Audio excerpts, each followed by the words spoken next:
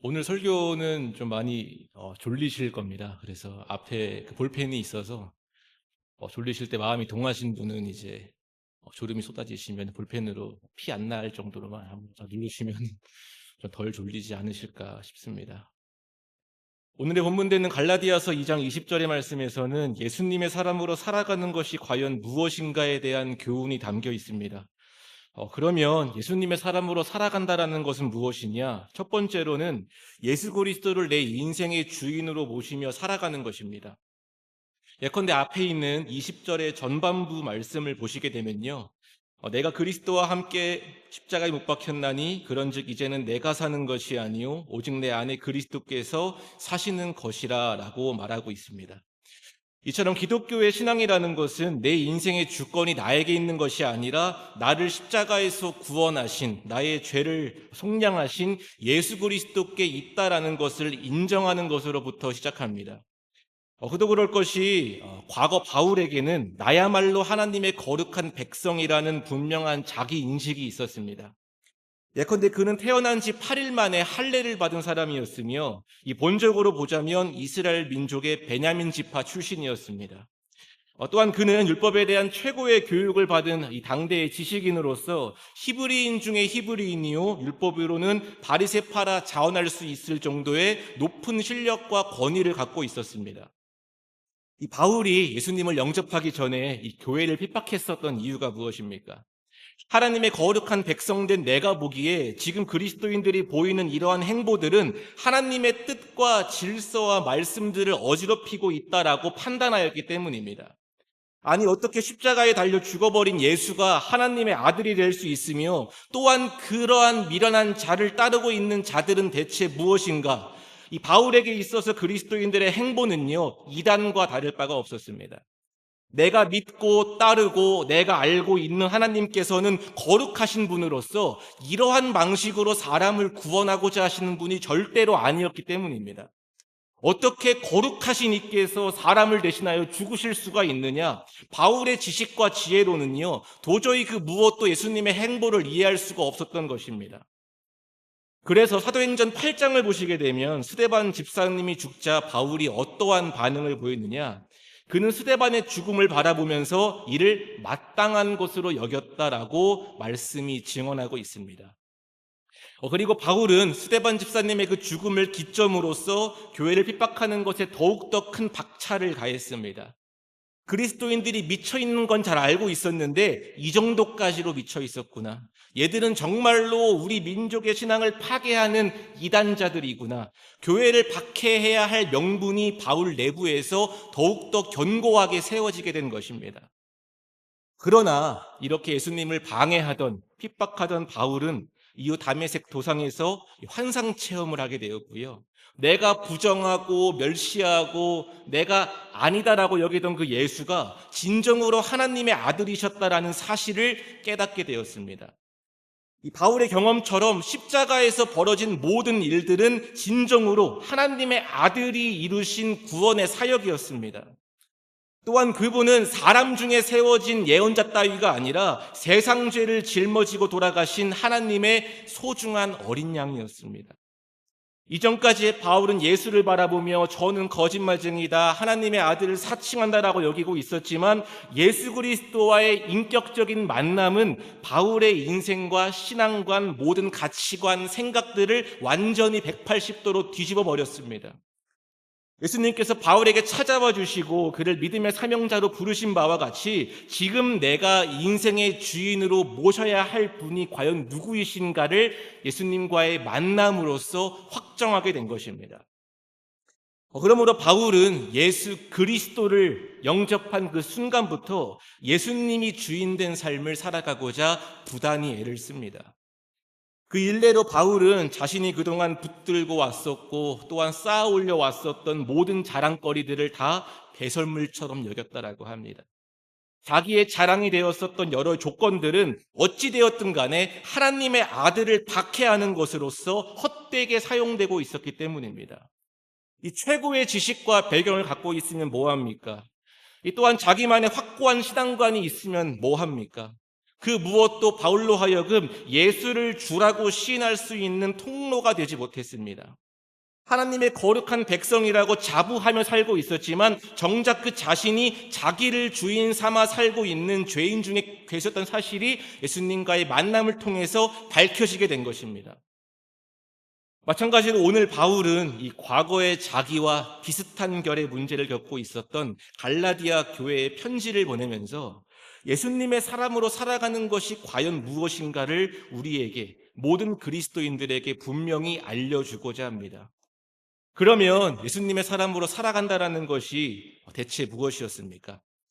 다 함께 앞에 있는 이 갈라디아서 2장 20절의 전반부를 한 번만 같이 읽어보시겠습니다. 제가 읽겠습니다.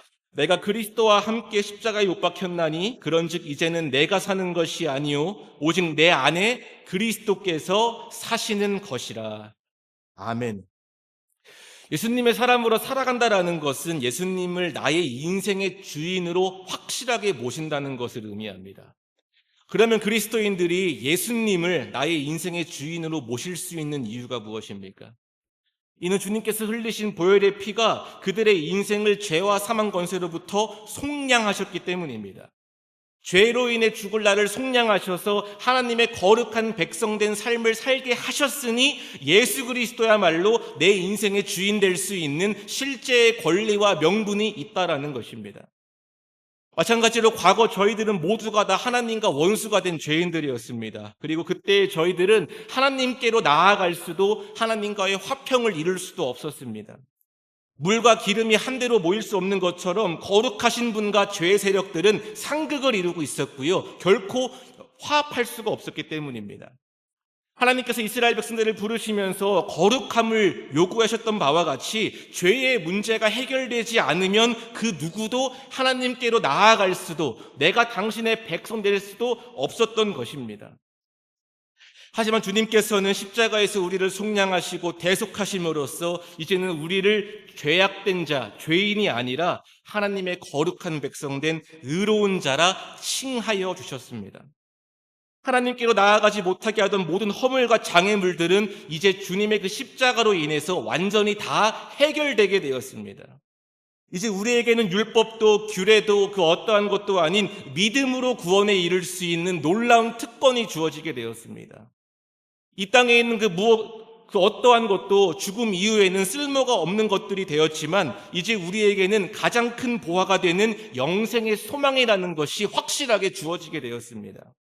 죄인들을 의로운 자라 칭해 주시며 그들로 화평을 이루게 하시는 명분을 우리의 주님께서 우리들에게 선사해 주었던 것입니다. 그러므로 바울은 주님께서 이루신 이러한 의의 사역들을 인정하고 있었기 때문에 자신이 붙들고 있었던 모든 것들을 다 부정하게 됩니다.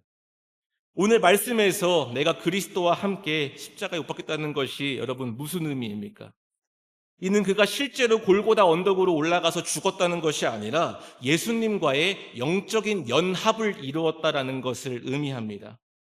그리고 바울은 그 영적인 연합을 확실하게 이루기 위해서 과거의 헛된 자아, 헛된 모습, 즉 내가 주인 됐었던 옛사람들을 주님과 함께 십자가에 못 박아버렸습니다.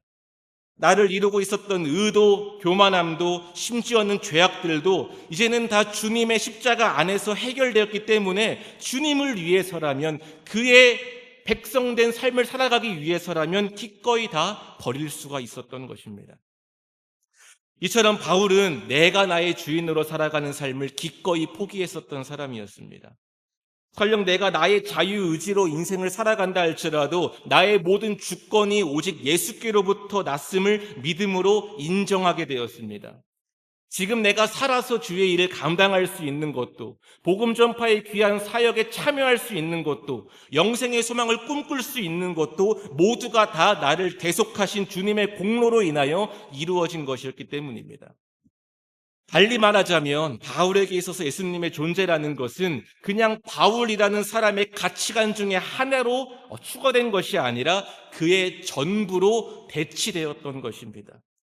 이제는 내가 사는 것이 아니라 오직 내 안에 그리스도께서 사시는 것이다 라는 고백처럼 나의 주권을 결정지어야 하는 분은 내 인생을 핏값으로 사신 분에게 있었기 때문입니다. 이제 그는 나와 주님을 겸하여 섬기는 사람이 아니라 예수 그리스도만을 내 인생의 주인으로 모시고 따르고 순종하는 예수님의 확실한 사람으로서 변화가 되게 된 것입니다. 마찬가지로 우리가 예수님의 사람으로 살아간다는 것은 내 인생의 주권을 다 주님께 맡겨드리는 것을 의미합니다.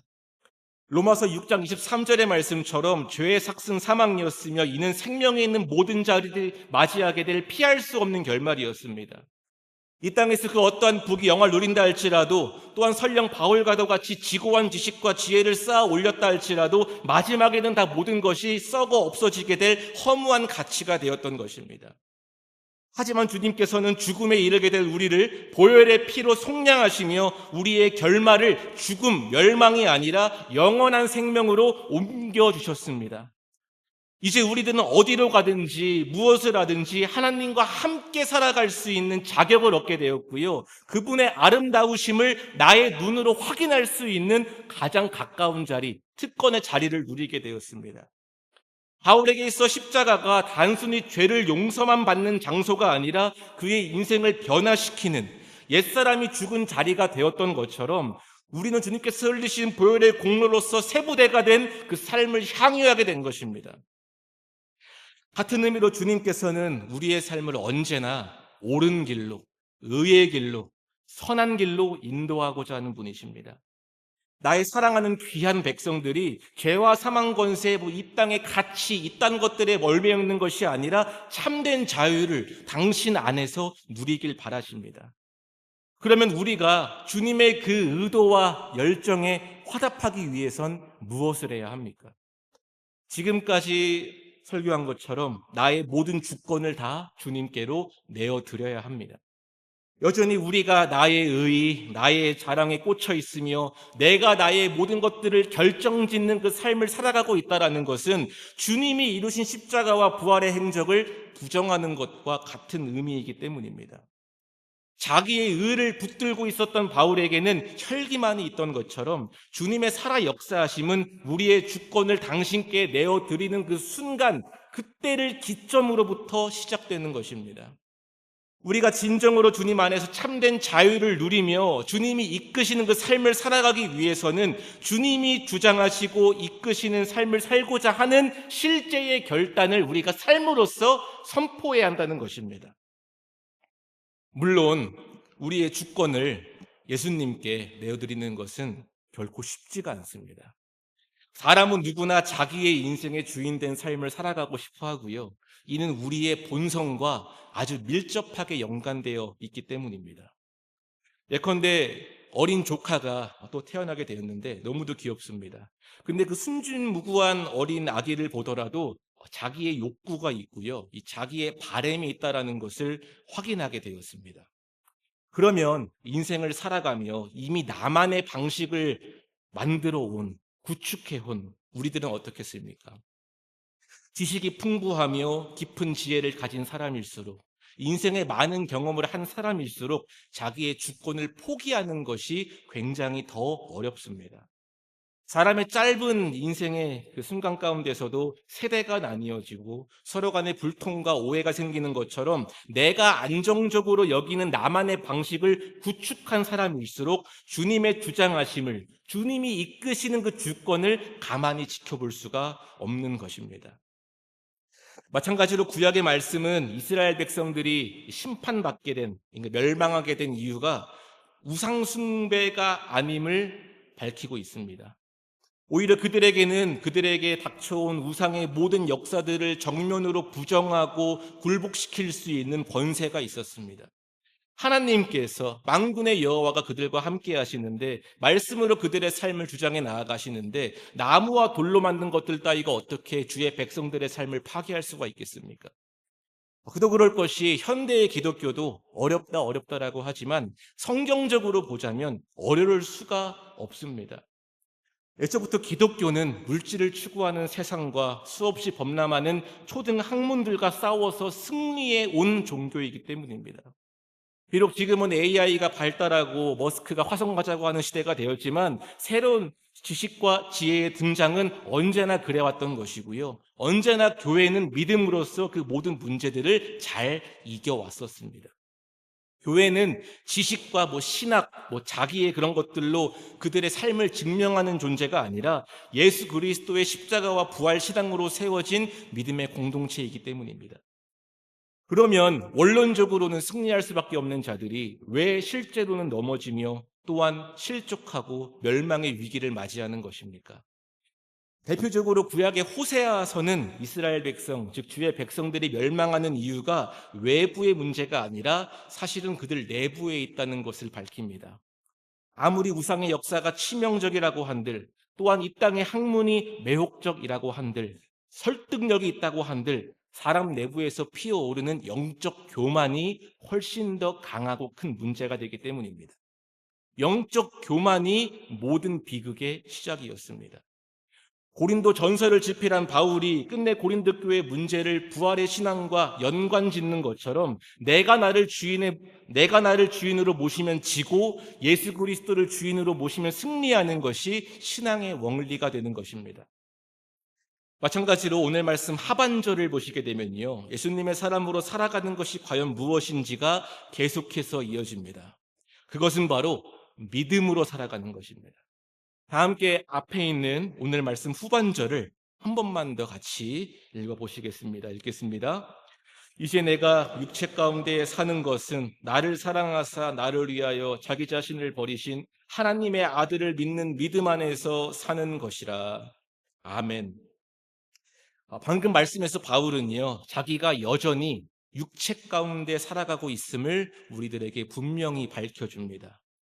그도 그럴 것이 저희가 예수님을 영접한다고 또한 어디 부흥회를 가서 정말 뜨거움을 느꼈다라고 할지라도 저희들의 삶은 그냥 그대로 끝나지 않습니다. 오히려 저희들은 여전히 이 땅 가운데 거하고 있는 나를 발견하게 되고요.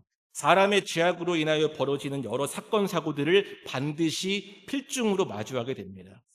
일의 문제, 가정의 문제, 인간관계의 문제, 건강의 문제, 개인의 문제 등등 우리들은 실패하고 낙심하며 믿음의 실족함을 너무도 쉽게 경험하기도 합니다. 내가 예수님을 인생의 주인으로 모시며 주님 안에 살고자 한다 할지라도 우리는 여전히 연약한 육체를 입고 있으며 또한 우리는 이 땅 위를 살아가고 있으며 또한 우리의 주변에는 죄인들로 가득하기 때문입니다. 그러므로 바울은 여전히 나약하고 여전히 불완전한 우리가 과연 어떠한 자세로 그 믿음을 버텨야 하는지를 우리에게 분명히 알려주고자 합니다. 그것은 바로 방금 읽으신 후반절의 내용처럼 이제 내가 육체 가운데 사는 것은 나를 사랑하사 나를 위하여 자기 자신을 버리신 하나님의 아들을 믿는 믿음 안에서 살아가야 한다라는 것입니다. 바울은 분명 우리가 여전히 그리스도인들이 여전히 앞으로도 육체 가운데 살아갈 것을 너무도 잘 알고 있었습니다. 그러나 우리가 예수님을 진정으로 나의 인생의 주인으로 모신다면은 우리는 결코 나의 육체로만 이 땅을 싸워 나가는 것이 아닙니다. 우리가 주님을 나의 인생의 주인으로 모신다는 것은 종속의 문제라기보다는 주권의 문제, 곧 나의 주권과 인생의 보호의 책임들이 다 예수님께로 이양됨을 가리키는 것이기 때문입니다. 그러면 우리의 주권을 이양받은 주님께서는 우리의 삶을 어떻게 인도하시겠습니까? 방치하시면서 그냥 어디 한번 믿음 보여봐라, 순종해봐라, 이거 한번 통과해봐라, 우리들을 굴리시겠습니까? 아닙니다. 주님께서 우리 모두의 존재는 하늘에 나는 새보다, 들판에 있는 풀보다 훨씬 더 소중한 존재입니다. 그리고 주님께서는 이미 우리를 위하여서 자기의 목숨마저도 십자가에서 내어주신 분이시며 이런 내가 바로 너희들이 마지막까지 의지해야 할 선한 목자라고 말씀으로써 우리에게 분명히 선포하셨습니다. 비록 내가 여전히 육체 가운데 있다 할지라도 하나님의 아들을 믿음으로 산다, 하나님의 아들을 믿는 믿음으로 산다라고 선포한 오늘 바울의 고백처럼 우리들은 주님의 능력과 주님의 인도하심을 따라 살아가는 사람들입니다. 그리고 저희들에게 선물로 주어진 믿음이라는 것은 이 말씀의 내용들을 신뢰하게 하는, 내 마음으로 진정으로 붙들게 하는 실제의 힘이 되는 것입니다. 복음서의 주님께서 당신의 사랑하는 백성들을 치료하여 주시고 돌봐주시고 그들을 감싸 안아 주신 것처럼 우리의 삶은 믿음으로 주님 안에 거함으로써 주님이 인도하시는 그 실제 간증들을 나의 입술로 고백할 수가 있다는 것입니다. 마찬가지로 때로는 예수님의 사람으로 살아간다는 것이 너무도 부담스럽고 어려울 때가 참 많이 있습니다. 우리 안에 있는 탐심은요, 주님이 나에게 베푸신 사랑보다 내가 주님을 위해 드린 것들을 매 순간 더 크게 보이게 만들기 때문입니다. 왜 내가 예수님을 내 인생의 주인으로 모셔야 하는가? 왜 내가 주의 몸된 교회라고 모여서 나의 시간과 수고들을 희생해야 하는가? 이 때로는 신앙이라는 것이 나 자신을 잃어버리는 것처럼 보일 때도 많이 있습니다. 그리고 이러한 감정과 생각들은 다음 세대에서 더욱더 심화되고 있습니다. 예컨대 사역을 하면서 이런저런 얘기들을 나누다 보면요, 의외로 많은 영혼들이 이 채권 의식으로 신앙생활을 하고 있다는 것을 발견하게 됩니다. 내가 이렇게 교회를 섬겨주는데, 내가 이렇게 교회로 출석해 주는데, 내가 이렇게 함께 수고해 주는데 제발 더 큰 희생을 요구하지 말라는 기조가 좀 많이 보입니다. 그래서 이제는요, 예배 시간에 늦지 말라고도 잘 말할 수가 없습니다. 시험이든 사업이든 뭐든 간에 예배 좀 빠지지 말라고 이제는 담대히 말할 수 없습니다. 주님의 희생보다 내가 당신께 하는 희생을 더 크게 여기는 기조가 이미 우리의 사회 가운데 만연해 있기 때문입니다. 그러나 분명히 하는 것은 우리의 희생은 결코 주님의 희생보다 더 클 수 없습니다. 그리고 우리가 드리는 섬김보다 더 큰 것은 주님이 우리를 섬기신 그 놀라운 헌신에 있습니다. 십자가에 도라는 것이 왜 하나님의 능력이며 지혜가 되는 것입니까? 이는 우리가 그 십자가의 도라는 것 덕분에 구원을 받았기 때문입니다. 또한 우리가 십자가의 도를 통하여서 나의 인생의 주인 되시는 선한 목자를 비로소 나의 영으로 만나게 되었기 때문입니다. 달리 말하자면 예수님의 사람으로 살아간다라는 것은 노예가 되는 것이 아니라 참된 자유자가 되는 것이며, 이는 우리의 삶을 설계하신 이의 뜻에 내가 올라타는 것을 의미한다라는 것입니다. 마찬가지로 말씀 마무리하자면 주님은 우리에게 믿음을 선물하셨고요, 주신 믿음을 통하여 주님의 행적이 담긴 이 말씀을 붙들게 하셨습니다. 그러면 저희들이 날마다 묵상하며 붙들고 있는 이 말씀이라는 것은 대체 무엇입니까? 말씀은 하나님께서 당신의 사랑과 은혜와 자비와 긍휼을 우리에게 계시하여 주신 것입니다. 그리고 그 말씀 안에는 우리가 주님을 조금 더 의지해도 된다라는 희망의 내용들이 담겨 있습니다. 그래서 말씀을 묵상하며 말씀으로 나아가는 자들은 결코 그 어떠한 문제를 만난다 할지라도 실패할 수가 없습니다. 그들은 자기의 의지와 뜻을 따라 항해한 것이 아니라 이미 주님께 자기의 주권을 맡긴 사람들로서 주님께서 이끄시는 배에 함께 올라타 있는 사람들이기 때문입니다. 주님은 우리에게 말씀을 등불로 주시면서 이 등불만 따라온다라면 된다라고 오늘도 우리에게 그 믿음을 밝혀 보여주십니다. 그러므로 언제나 말씀을 가까이 하는 우리들은 예수님의 사람으로 살아가는 것을, 나의 주권을 주님께 드리는 것을 조금만 더 기쁨으로 여기시기를 소원합니다. 또한 예수 그리스도를 나의 인생의 주인으로 모시는 그 신앙에 참된 복과 은혜가 있음을 믿음으로 인정해 보시기를 소원합니다. 왜냐하면 주님께서는 우리의 선한 목자가 되어 주시며 우리로 하여금 주님을 섬기는 것이 가장 복된 일이었다라는 것을 반드시 증명해 보이실 것입니다. 또한 우리가 예수님의 십자가와 부활의 능력을 의지하며 한번 살아본 것이 가장 복된 길이었음을 밝히 보이실 것입니다. 주님께서 이루시고 인도하시는 형통의 삶이 언제나 우리의 삶 가운데 가득하기를 기원드립니다. 기도하시겠습니다. 사랑의 주 하나님, 자기 자신의 욕심과 자랑을 추구하며 살기보다는 내 인생의 참된 주인을 믿음으로 만나며 주님의 사람된 복된 길을 날마다 기쁨으로 걸어가기를 소원합니다. 주님이 이루신 십자가와 부활의 은혜로 마음의 중심을 세워나갈 수 있도록 인도하여 주시옵고, 주님의 그 사랑과 헌신이 우리에게 주어진 가장 큰 복임을 내가 당신께 예배로 나아가야 하는 가장 큰 이유가 됨을 기쁨으로 인정하게 하여 주시옵소서. 언제나 우리의 삶을 주장하시는 주님만 의지하며 이 모든 말씀 우리 주 예수 그리스도의 이름으로 기도하였습니다. 아멘.